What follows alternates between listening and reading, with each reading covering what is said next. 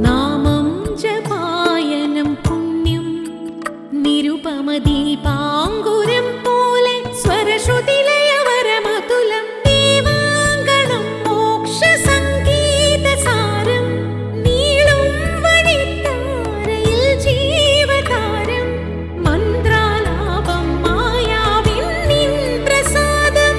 ദീപം ദീപം ദീപം. ഏവർക്കും സന്ധ്യാദീപത്തിലേക്ക് സ്വാഗതം. ഇന്ന് മെയ് 1 ലോകമെമ്പാടുമുള്ള തൊഴിലാളികളുടെ ദിനം. അതുകൂടാതെ ഇന്ന് വൈശാഖ മാസ പൗർണമി കൂടിയാണ്. ലോകത്തെ സകല ബുദ്ധമതവിശ്വാസികളുടെയും ഏറ്റവും പ്രധാനപ്പെട്ട ദിനം. ബുദ്ധന്റെ ജന്മദിനമായാണ് ഈ ദിനം കണക്കാക്കപ്പെടുന്നത്. സത്യാന്വേഷിയായ തഥാഗതന്റെ സന്ദേശങ്ങൾ പലതും നാം കേട്ടിട്ടുണ്ട്. ഓരോ മഹാന്മാരുടെ ജീവിതവും നമുക്ക് നൽകുന്ന സന്ദേശങ്ങളെ ശ്രദ്ധാപൂർവം കേൾക്കുക. നമുക്ക് ആവശ്യമുള്ളവ പലതും ഉണ്ടാകും അതിൽ. ത്യാഗരാജനും ദീക്ഷിതരും ശ്യാമശാസ്ത്രികളും എന്നിങ്ങനെ നീളുന്ന കർണാടക സംഗീതാചാര്യന്മാരുടെ പരമ്പരയിൽ കേരളം നൽകിയ സംഭാവനയാണ് ശ്രീ സ്വാതി തിരുനാൾ. നിരവധി കീർത്തനങ്ങൾ അദ്ദേഹം രചിച്ചിട്ടുണ്ട്. മേടമാസത്തിലെ ചോതിയാണ് അദ്ദേഹത്തിന്റെ ജന്മനക്ഷത്രം. അദ്ദേഹത്തെ സ്മരിച്ചുകൊണ്ട് നമുക്ക് കേൾക്കാം ഇന്നത്തെ സന്ധ്യാനാമം.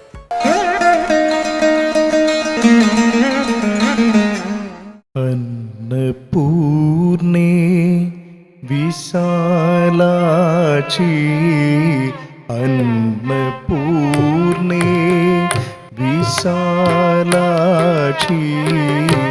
അന്നപൂർണേ വിശാലാക്ഷി അന്നപൂർണേ വിശാലാക്ഷി രക്ഷ അഖില ഭുവന സാക്ഷി കാടാക്ഷി അന്നപൂർണേ വിശാലാക്ഷി രക്ഷ അഖില ഭുവന സാക്ഷി കാടാക്ഷി അന്നപൂർണേ വിശാലാക്ഷി രക്ഷ അഖില ഭുവന സാക്ഷി കാടാക്ഷി അന്നപൂർണേ വിശാലാക്ഷി രക്ഷ അഖില ഭുവന സാക്ഷി കാടാക്ഷി അന്നപൂർണേ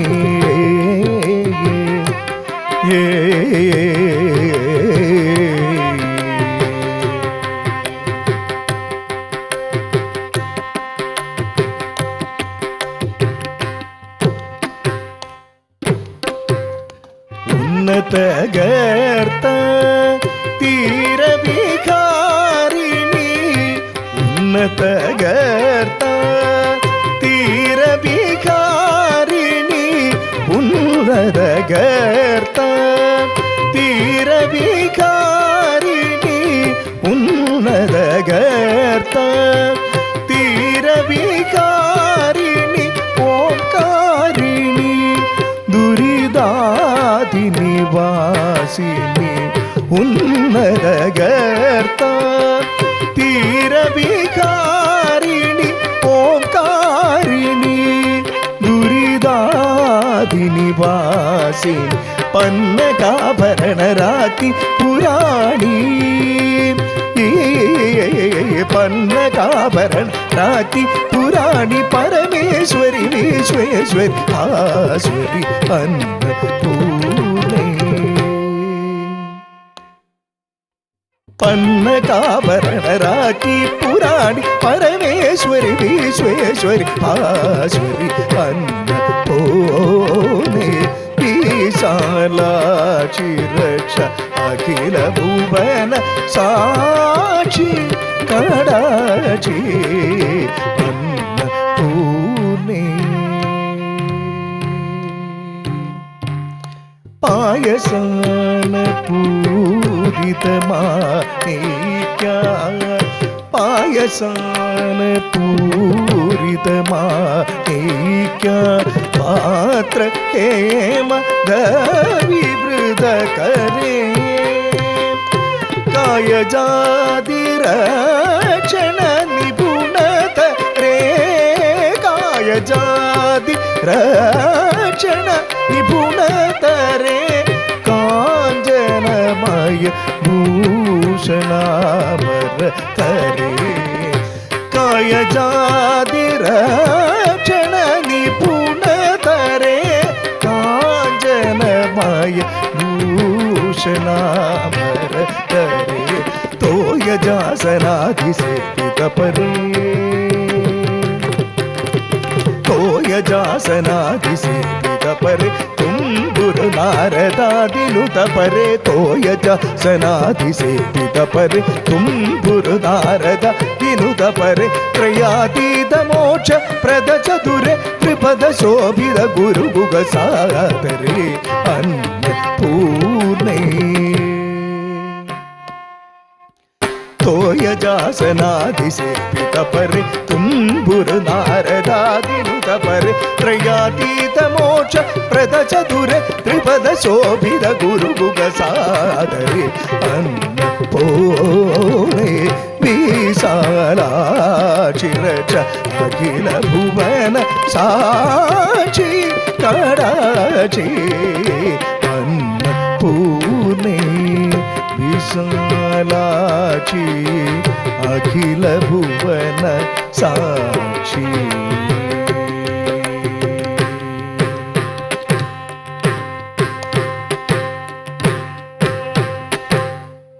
ഭക്തിയുടെ നാളുകളാണ് വൈശാഖമാസം അഥവാ മാധവ മാസത്തിനുള്ളത്.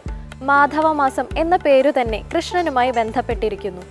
അതുകൊണ്ട് തന്നെ വൈശാഖ മാസത്തിലെ പൗർണമിക്ക് ഏറെ വിശേഷങ്ങളുണ്ട്. വൈശാഖ പൗർണമിയുടെ പ്രാധാന്യമാണ് ഇന്നത്തെ കഥയമമ വിശദമാക്കുന്നത്. എല്ലാവർക്കും ഹൃദയം നിറഞ്ഞ നമസ്കാരം. കഥയമമയുടെ ഇന്നത്തെ അധ്യായത്തിലേക്ക് എല്ലാവർക്കും ഹാർദമായ സ്വാഗതം. ഇന്ന് വൈശാഖ പൂർണിമയാണ്. എല്ലാ മാസത്തിലും പൂർണിമയുണ്ട്. എന്നാൽ വൈശാഖ മാസം എത്രത്തോളം പ്രാധാന്യമുണ്ടോ അതുപോലെ തന്നെ വൈശാഖ മാസത്തിൽ വരുന്ന പൂർണിമയ്ക്കും പ്രാധാന്യം കൂടുതലാണ്. ഇന്നേ ദിവസം കഥയമമയിൽ നമ്മൾ വൈശാഖ പൂർണിമയെക്കുറിച്ചാണ് സംസാരിക്കാൻ പോകുന്നത്. വൈശാഖ പൂർണിമ പല പേരുകളിൽ പല സ്ഥലങ്ങളിൽ അതറിയപ്പെടുന്നുണ്ട്. അപ്പോൾ പൊതുവിൽ മലയാളികളെ സംബന്ധിച്ചിടത്തോളം വൈശാഖ പൂർണിമ എന്ന് പറഞ്ഞു കഴിഞ്ഞാൽ അത് ബുദ്ധ പൂർണിമ എന്ന പേരിലാണ് നമ്മൾ അറിയാറുള്ളത്.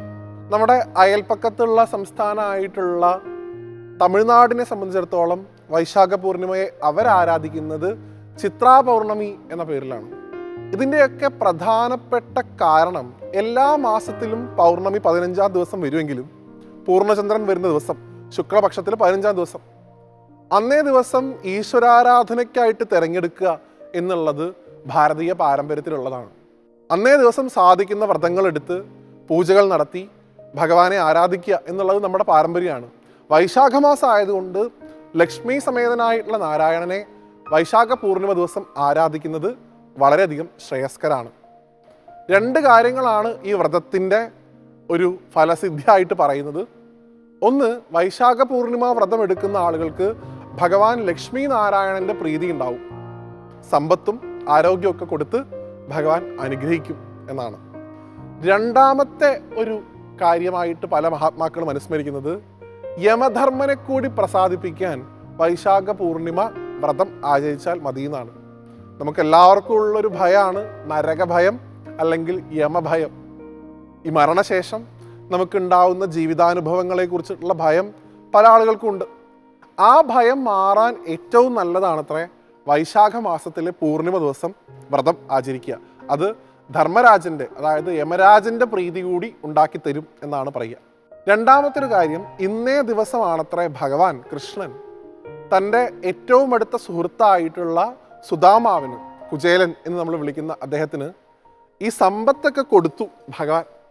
അത് കഴിഞ്ഞ് അദ്ദേഹം സുദാമാവിനെ ഉപദേശിച്ചു അത്രേ, ഈ സമ്പത്തൊക്കെ ഇപ്പോൾ ഇവിടെ ഉണ്ട്, ഇത് സ്ഥിരമായിട്ട് നിൽക്കണം. ഇതിപ്പോൾ കുറച്ച് കാലത്ത് കഴിഞ്ഞ് കഴിഞ്ഞാൽ ഇത് പോകുന്ന രീതി ഉണ്ടാവരുത്. സ്ഥിരമായിട്ട് ഈ ഐശ്വര്യം ഉണ്ടാവാൻ വേണ്ടി അങ്ങ് സത്യനാരായണ പൂജ എന്ന് വിളിക്കപ്പെടുന്നൊരു പൂജ, അത് കുറച്ചുകൂടെയൊക്കെ ഒരു മഹാരാഷ്ട്രൻ പാരമ്പര്യത്തിൽ വരുന്ന ഒരു പൂജയാണ്. ഉത്തരേന്ത്യയിലൊക്കെയാണ് അത് കൂടുതലായിട്ടുള്ളത്. അത് ചെയ്യാൻ വേണ്ടി പറഞ്ഞു എന്നാണ്. ആ സത്യനാരായണ പൂജ ചെയ്യാനും ഏറ്റവും ഉത്തമമായിട്ടുള്ള ദിവസമായിട്ടാണ് വൈശാഖ പൂർണിമയെ കണക്കാക്കുന്നത്. അപ്പം ഇത്രയധികം വിശേഷപ്പെട്ട അവസരങ്ങൾ വരുന്ന ഒരു പ്രധാനപ്പെട്ട ദിവസമാണ് ഇന്നേ ദിവസം എന്ന് മനസ്സിലാക്കി സാധിക്കുന്നത്ര ഈ വ്രതത്തിൻ്റെ ആചരണങ്ങളിൽ വ്യാപൃതരാവാൻ നമ്മളെല്ലാവരും ശ്രദ്ധിക്കണം എന്നാണ് പറയാനുള്ളത്. ഈ വ്രതം എടുത്തുകൊണ്ട് എന്ത് കിട്ടുന്നു എന്നുള്ളതിനെ കുറിച്ചിട്ടുള്ള ഏറ്റവും അവസാനത്തെ ഭാഗം കൂടെ പറഞ്ഞ് നമുക്കിത് അവസാനിപ്പിക്കാം. ഭഗവാൻ പോലും ഗീതയിൽ പറയുന്നുണ്ട്, തൻ്റെ ഭക്തരുടെ യോഗവും ക്ഷേമവും ഞാൻ നോക്കിക്കൊള്ളാം എന്നാണ്. ഇല്ലാത്തത് കിട്ടുന്നതാണ് യോഗം, ക്ഷേമം അത് നിലനിന്ന് പോവുക എന്നുള്ളതാണ്. നമുക്കുള്ള ഇന്നത്തെ ഐശ്വര്യങ്ങൾ, സമൃദ്ധി ഇതൊക്കെ നിലനിന്ന് പോകണമെന്നുണ്ടെങ്കിൽ വൈശാഖ പൂർണിമ വ്രതം ആവശ്യമാണെന്നാണ്. ഇപ്പോൾ അത്യാവശ്യം നല്ല ചുറ്റുപാടൊക്കെ ഉണ്ട്, ഇത് കുറച്ചു കാലം കഴിഞ്ഞ് എന്താവും എന്നറിയില്ലല്ലോ. അപ്പോൾ അത് നിലനിന്ന് പോകണമെന്നുണ്ടെങ്കിൽ വൈശാഖ പൂർണിമ വ്രതം എടുക്കുന്നത് വളരെ നല്ലതാണെന്നാണ്. എന്തായാലും അങ്ങനെയുള്ള ആ വിശേഷപ്പെട്ട അവസരത്തെ സ്മരിച്ചുകൊണ്ട് അടുത്തൊരു കഥയുമായിട്ട് വീണ്ടും കാണുന്നതുവരെ എല്ലാവർക്കും നന്ദി, നമസ്തേ. ഇന്ന് വെള്ളിയാഴ്ച, ദേവീപ്രീതിക്ക് ഉത്തമമായ ദിവസമാണ്. ഓം സർവമംഗളമംഗല്യേ ശിവേ സർവാർത്ഥസാധികേ ശരണ്യേ ത്രയംബകേ ഗൗരി നാരായണീ നമോസ്തുതേ എന്ന മന്ത്രത്തോടെ ദീപാരാധന കാഴ്ച കണ്ടു മടങ്ങാം.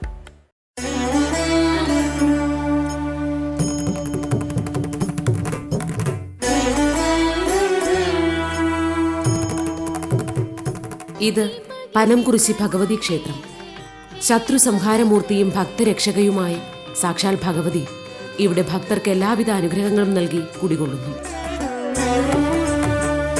ആര്യ നാട്ടിൽ നിന്നും കടൽ കടന്നെത്തിയോ. പ്രാചീനങ്ങളും പ്രസിദ്ധങ്ങളുമായ 64 ദുർഗാക്ഷേത്രങ്ങളിൽ ഒന്നത്രേ ശ്രീ പനംകുറിശി ഭഗവതി ക്ഷേത്രം. പാലക്കാട് ജില്ലയിലെ തച്ചനാട്ടുകര പഞ്ചായത്തിലാണ് പനംകുറിശി ഭഗവതി ക്ഷേത്രം സ്ഥിതി ചെയ്യുന്നത്. പാലക്കാട് നിന്നും റോഡ് മാർഗം വരുന്നവർ പെരിന്തൽമണ്ണ റൂട്ടിലെ കരിങ്കലത്താണിയിൽ നിന്നും ഇടത്തോട്ട് 2 കിലോമീറ്റർ സഞ്ചരിച്ചാൽ ക്ഷേത്രത്തിൽ എത്തിച്ചേരാവുന്നതാണ്. പാലക്കാട് ജില്ലയിലെ മണ്ണാർക്കാട് താലൂക്കിലെ ചെത്തല്ലൂരിൽ സ്ഥിതി ചെയ്യുന്ന പനംകുറിശി ഭഗവതി ക്ഷേത്രത്തിലെ ആചാരാനുഷ്ഠാനങ്ങളും ഐതിഹ്യവും ചരിത്രവും അന്യോന്യം കെട്ടുപിണഞ്ഞു കിടക്കുന്ന ക്ഷേത്രത്തിന്റെ തട്ടക വ്യാപ്തിയും അസാധാരണമത്രേ. കടൽ കടന്നെത്തിയോരാരിക്കരയമ്മേ ശ്രീ പാർവതി ഹിമവൽപു. ക്ഷേത്രവുമായി ബന്ധപ്പെട്ട് പറഞ്ഞു കേൾക്കുന്ന ഒരു ഐതിഹ്യമുള്ളത്, തമിഴ്നാട്ടിലെ ചോള രാജ്യത്തു നിന്നും അവിടുത്തെ രാജാവിന്റെ കോപം ഭയന്ന് കേരളത്തിലേക്ക് പലായനം ചെയ്ത ഒരു സംഘം വൈശ്യരുടെ കുടിയേറ്റവുമായി ബന്ധപ്പെട്ടതാണ്. ഈ സംഘം പാലക്കാട് ചുരം വഴി ഇപ്പോഴത്തെ പാലക്കാട് ജില്ലയിൽ പ്രവേശിക്കുകയും പിന്നീട് ചെറു സംഘങ്ങളായി പിരിഞ്ഞ് പല ഭാഗങ്ങളിലായി കുടിയേറ്റം നടത്തുകയും ചെയ്തു. ഇവരിൽ ഒരു സംഘം ഇവിടെ എത്തിച്ചേരുകയും തങ്ങളോടൊപ്പം കൊണ്ടുവന്ന അവരുടെ ആരാധനാ വിഗ്രഹത്തെ അവർ ഇവിടെ പ്രതിഷ്ഠിച്ച് ക്രമേണ ക്ഷേത്രമാക്കുകയും ചെയ്തു. കാശിയിൽ കുടികൊള്ളും കൈവല്യദായിനി. കാശിയിൽ കുടി വിളിച്ചാൽ വിളികേൾക്കുന്ന ദേവതയാണ് പനംകുറിശി ഭഗവതി എന്ന് ചെത്തല്ലൂർ ഗ്രാമവാസികൾ വിശ്വസിച്ചു പോരുന്നു. നീ ചെറുകുന്നിലായി കാശിയിൽ കുടികൊള്ളും കൈവല്യദ. ഒരിക്കൽ സാമൂതിരിയുടെ 2ാം സ്ഥാനികനായ ഏറാൾപ്പാടിന്റെ കോവിലകവും ക്ഷേത്രവുമുള്ള കരിമ്പുഴയിലേക്ക് രാജാവ് പല്ലക്കിൽ കയറി ഇതുവഴി എഴുന്നള്ളുവാനിടയായി. ഈ സമയത്ത് ക്ഷേത്രം ഊരാളരിൽപ്പെട്ട ഒരാൾ ഇതുവഴി പല്ലക്കിൽ കയറി ആരും കടന്നു പോകാറില്ലെന്ന് അറിയിച്ചു. അതിന്റെ കാരണം അന്വേഷിച്ച രാജാവിനോട് വിളിച്ചാൽ വിളികേൾക്കുന്ന ദേവിയുണ്ട് ഇവിടെ എന്ന് ആ ഊരാളൻ മറുപടി നൽകൂ നീ വരദായിനി അമ്മേ വരദായിനി. ഇത് കേട്ട രാജാവ് പല്ലക്കിൽ നിന്നും ഇറങ്ങി പനംകുറിശിയിൽ തങ്ങി. ഉഗ്രമൂർത്തിയായ ദേവി തന്നെ എന്തിനാണ് വിളിച്ചതെന്ന് രാജാവിനോട് ചോദിക്കുകയും ഉടൻ രാജാവ് എല്ലാ തെറ്റും ക്ഷമിച്ച് മാപ്പ് നൽകണമെന്ന് കേണപേക്ഷിക്കുകയും ചെയ്തു. ദേവിക്കായി താൻ എന്തും തന്നെ നൽകാമെന്നും ഇനിയൊരിക്കലും ഇപ്രകാരം പ്രവർത്തിക്കില്ലെന്നും രാജാവ് ദേവി അറിയിച്ചു. രാജാവിന്റെ വാക്കുകൾ കേട്ട ദേവി കുളിക്കാനായി ഒരു കുളവും ചന്ദനമണിയുവാനായി ചന്ദനക്കണ്ടവും ഉടുക്കുവാനായി ഉറുമാലിക്കണ്ടവും വിറകിനായി കാഞ്ഞിരക്കണ്ടവും പണ്ടങ്ങൾ കെട്ടാനായി പുലീലക്കണ്ടവും നിവേദ്യത്തിനായി വേറെ കുറച്ച് ഭൂമിയും നീക്കിത്തരണമെന്ന് കൽപ്പിച്ചു. ദേവിയുടെ കൽപ്പന കേട്ട രാജാവ് ഇത്രയും കാര്യങ്ങൾ ദേവിക്കായി അനുവദിച്ചു നൽകിയെന്നാണ് ഐതിഹ്യം. ഈ സംഭവത്തോടെ ദേവിയുടെ പടിഞ്ഞാറോട്ടുള്ള വാതിൽ അടഞ്ഞുവെന്നും ഭക്തർ വിശ്വസിച്ചു പോരുന്നു. കൊണ്ടു ഞാൻ കുലദൈവമേ നൽകാം അർഘ്യപാദ്യം, അമ്മേ അർഘ്യപാദ്യം. കരകവിഞ്ഞൊഴുകുന്ന കണ്ണീര് കൊണ്ടു ചോള രാജ്യത്തു നിന്നും മൂത്താൻ സമുദായക്കാരായ 7 കുടുംബക്കാരാണ് ഇവിടെ എത്തിയതെന്നാണ് വിശ്വാസം. അവരുടെ പിൻതലമുറക്കാരായ അമ്പലത്ത്, മുസലിയാത്ത്, പൊത്തിരത്ത്, കരിപ്പുമാൻ, ചീരം കണ്ടത്ത്, ആയിച്ചത്ത്, ഏറാട്ടുകൂത്തൻ എന്നീ വീട്ടുകാരായ ഗുപ്തന്മാരാണ് ഇന്ന് ക്ഷേത്രമൂരാളന്മാർ. ദീർഘചതുരാകൃതിയിലുള്ള ഈ ശ്രീകോവിലിനകത്ത് സപ്തമാതൃക്കളോടുകൂടി ഉത്തര അഭിമുഖമായ ചാമുണ്ടിയാണ് പ്രധാന പ്രതിഷ്ഠ. ശ്രീകോവിലിൽ കിഴക്കേ അറ്റത്തായുള്ള ചാമുണ്ഡി ദേവിയെയും തുടർന്ന് നിരനിരയായുള്ള സപ്തമാതൃക്കളെയും പൂർണ്ണമായി ദർശിക്കുക അസാധ്യമാണ്. പ്രധാന പ്രതിഷ്ഠയായ ചാമുണ്ഡിയെ നേരെ മുന്നിൽ നിന്ന് വലിയ ഒരു വൈരയ്ക്കകത്തുകൂടിയേ ദർശിക്കാൻ സാധിക്കുകയുള്ളൂ. നേരെ തുറന്നു വയ്ക്കുന്ന നടയല്ലാത്തതിനാലാണ് ഇവിടെ പൂർണ്ണ ദർശനം അസാധ്യമായിട്ടുള്ളത്. കരയമ്മേ കാരിക്കരയമ്മേ ശ്രീ പാർവതി. നിത്യേന 3 പൂജയാണ് പനംകുറിശി ഭഗവതി ക്ഷേത്രത്തിൽ വിധിപ്രകാരം നടന്നു വരുന്നത്. തീയന്നൂർ മനക്കാർക്കാണ് ഈ ക്ഷേത്രത്തിലെ തന്ത്രാധികാരം. അനുഗ്രഹിക്കാൻ മലനാട്ടിലേക്ക് വന്ന ചാന്താട്ടം, കളംപാട്ട് എന്നിവയാണ് ക്ഷേത്രത്തിലെ പ്രധാന വഴിപാടുകൾ. എല്ലാ വർഷവും തുലാമാസം 12-ാം തീയതി കഴിഞ്ഞു വരുന്ന ചൊവ്വാഴ്ച ആരംഭിക്കുന്ന കളംപാട്ട് പനംകുറിശി ക്ഷേത്രത്തിലെ ഏറ്റവും വിശേഷാലുള്ള വഴിപാടാണ്. മീനമാസത്തിലെ 1-ാം ചൊവ്വാഴ്ച വരെ തുടരുന്ന കളംപാട്ടിന് കരിപ്പൊടി, അരിപ്പൊടി, പച്ചിലപ്പൊടി, മഞ്ഞൾപ്പൊടി, ചുണ്ണാമ്പ് തുടങ്ങിയ ജൈവ നിറക്കൂട്ടുകൾ മാത്രമാണ് ഉപയോഗിക്കുന്നത്. കരയമ്മേ ശ്രീ പാർവതി, ശ്രീ പാർവതി ദേവി, ശ്രീ പാർവതി. 8 കൈകളോടെയുള്ള ദേവിയുടെ ചിത്രം വരച്ചുകൊണ്ടാണ് കളംപാട്ടിന് തുടക്കം കുറിക്കുന്നത്. ക്ഷേത്ര മേൽശാന്തി പൂജ നടത്തുകയും ചെയ്യുന്നു. ഈ തട്ടകത്തിനകത്തുള്ള ക്ഷേത്രങ്ങളിലോ ബ്രാഹ്മണാലയങ്ങളിലോ കളംപാട്ട് നടത്തുകയാണെങ്കിൽ അത് പനംകുറിശി അമ്മയ്ക്ക് മാത്രമേ സമർപ്പിക്കാവൂ എന്നത്രേ വ്യവസ്ഥ. അങ്ങനെയാണ് കാറൽ മണ്ണയ്ക്കടുത്ത് തൂതപ്പുഴയിൽ കാളി നടന്ന കടവ് കാളിക്കടവ് എന്ന പേര് സിദ്ധിച്ചതെന്നും കാറൽ മണ്ണയെ തന്റെ തട്ടകത്തിൽ നിലനിർത്തിയതെന്നുമാണ് ഐതിഹ്യം.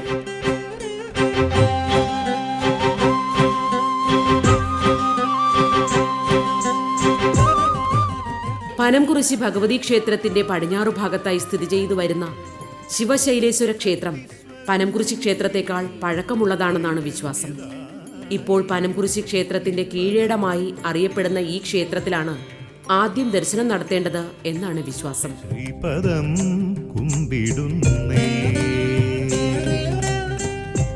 ശിവശൈലേശ്വര ക്ഷേത്രത്തിന് സമീപത്തായി വിശാലമായ സ്ഥലത്ത് നിരവധി സർപ്പക്കാവുകളും നിലനിന്നു വരുന്നു.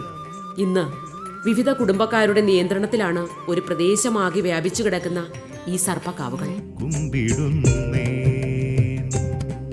8 ദേശങ്ങളുടെ അധിപതിയായ പനംകുറിശിക്കാവിലമ്മയുടെ തിരുമുൻപിൽ എല്ലാ വർഷവും തുലാമാസം 12-ാം തീയതി കഴിഞ്ഞു വരുന്ന 2 ചൊവ്വാഴ്ചകളിൽ ചൊവ്വായ എന്ന ആഘോഷം കൊണ്ടാടപ്പെടുന്നു. ദേവീ പ്രീതിക്കായി ഭക്തർ നേരിട്ട് വന്ന് ക്ഷേത്രമുറ്റത്ത് പായസം സ്വയം പാകം ചെയ്ത് ഭഗവതിക്ക് സമർപ്പിക്കുന്ന ചടങ്ങത്രേ ചൊവ്വായ ആഘോഷം.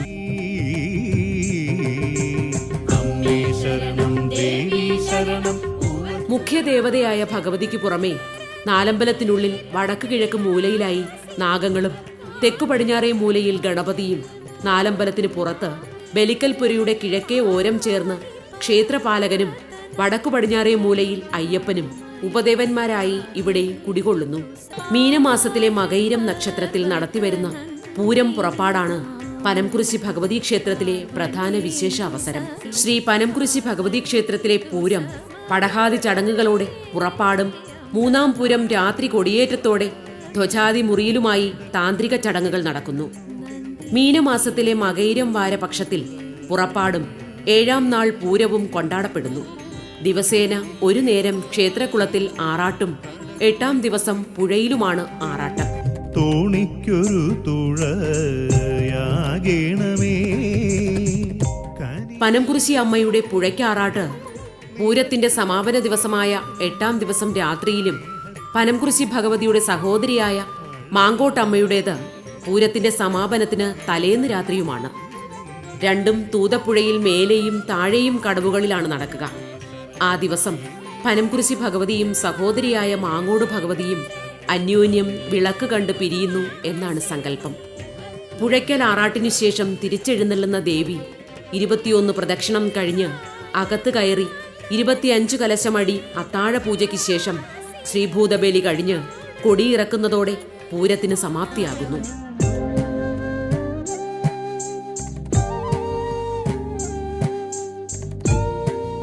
ആദ്യകാലത്ത് തുടങ്ങിവെച്ച വേലകളാണ് ഓരോന്നും ഇന്ന് ഓരോ പൂരങ്ങളായി മാറിക്കഴിഞ്ഞിരിക്കുന്നത്.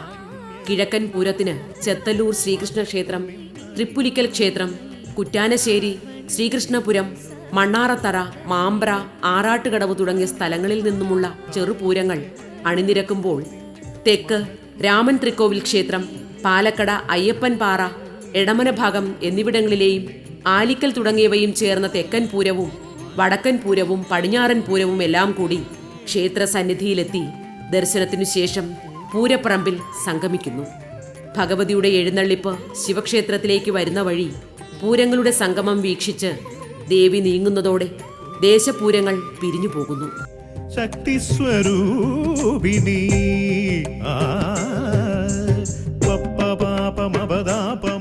പനംകുരിശി ഭഗവതി ക്ഷേത്രത്തിൽ പൂരത്തോടനുബന്ധിച്ച് പല അനുഷ്ഠാന കലകളും നടത്തിവരുന്നു. പൂരം പുറപ്പാട് മുതൽ 7 ദിവസം നടത്തിവരുന്ന തോൽപ്പാവക്കൂത്താണ് അതിൽ പ്രധാനം. 3 വർഷങ്ങൾ കൂടുമ്പോഴാണ് ഇവിടെ പാവക്കൂത്തിന് ആധാരമായ രാമായണം കഥ കാലം കൂടുന്നത്. ചൈതന്യദായിനി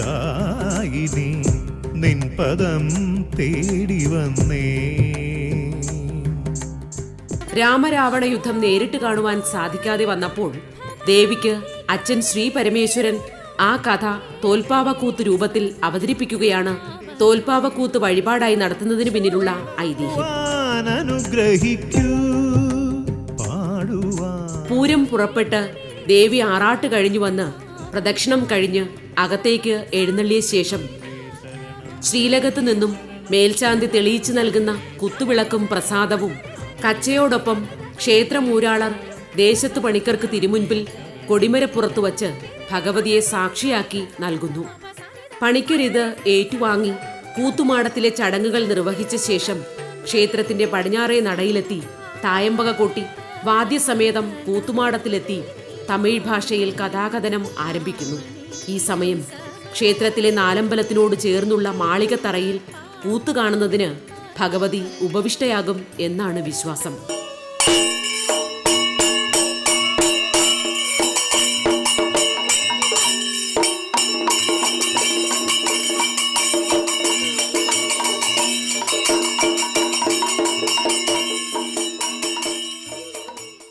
വരി വരിയായി പോകുന്ന ഉറുമ്പുകളെ വഴി തടഞ്ഞാൽ എന്ത് സംഭവിക്കും? നിമിഷം കൊണ്ട് അവ വഴി മാറി പോകുകയും മറ്റുള്ളവ അതിനെ പിന്തുടരുകയും ചെയ്യും. തനിക്ക് മുന്നിലുള്ള തടസ്സങ്ങളെല്ലാം തകർത്തെറിയുമെന്ന വാശി പിടിക്കാതെയുള്ള ഈ ഒഴിഞ്ഞുപോക്ക് ചുറ്റുപാടുകളിൽ ഒരു മാറ്റവും വരുത്താതെയുള്ള അതിജീവനത്തിന്റെ പാഠമാണ് നമുക്ക് നൽകുന്നത്. ഇന്നത്തെ സന്ധ്യാദീപം ഇവിടെ പൂർണ്ണമാകുന്നു. ഏവർക്കും നന്ദി.